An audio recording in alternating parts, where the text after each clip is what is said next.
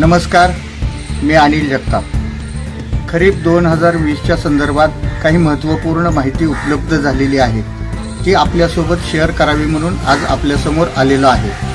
जसे की आपल्या सर्वांना माहिती आहे, गेल्या 24 नोव्हेंबरला छत्रपती संभाजीनगर उच्च न्यायालयाने धाराशिव जिल्ह्यातील शेतकऱ्यांना जवळपास 225 कोटी रुपये देण्याची ऑर्डर पीक विमा कंपनीला केलेली होती।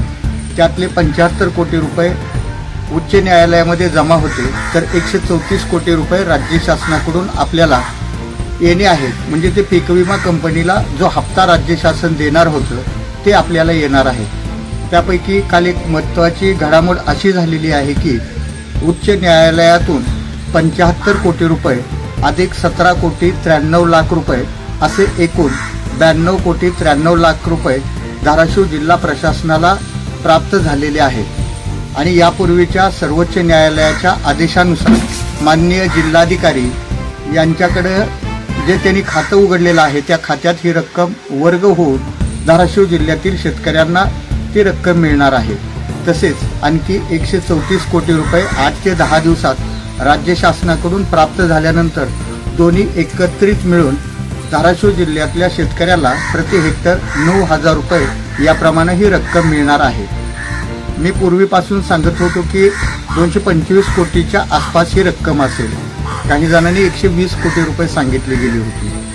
त्यात आणखी एक महत्त्वाचा मुद्दा असा आहे की सध्या सोशल मीडियावरती तालुकानिहाय काही नेत्यांच्या नावाने ह्या तालुक्यातील शेतकऱ्यांच्या याद्या आहेत ज्यांना पीक विमा 2020चा मिळणार आहे अशा फिरत आहेत। या संदर्भात मी जिल्हा कृषी अधीक्षक कार्यालयाशी आजच बोललेलो आहे। सोशल मीडियावरती ज्या याद्या फिरत आहेत त्या अत्यंत चुकीच्या आहेत।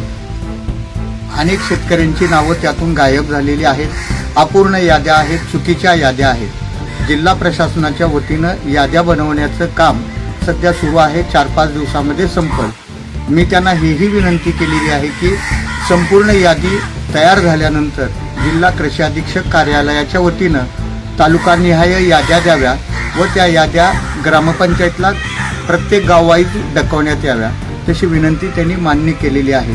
त्यामुळं सध्या ज्या सोशल मीडियावरती याद्या फिरत आहेत त्या चुकीच्या आहेत। नवीन याद्या लवकरच केल्या जातील आणि त्या सर्वसमावेशक म्हणजे धाराशिव जिल्ह्यातल्या विमा भरलेल्या 3,32,412 शेतकऱ्यांना प्रति हेक्टर 9,000 रुपये मिळतील।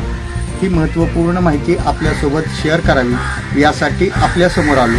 नमस्कार, धन्यवाद।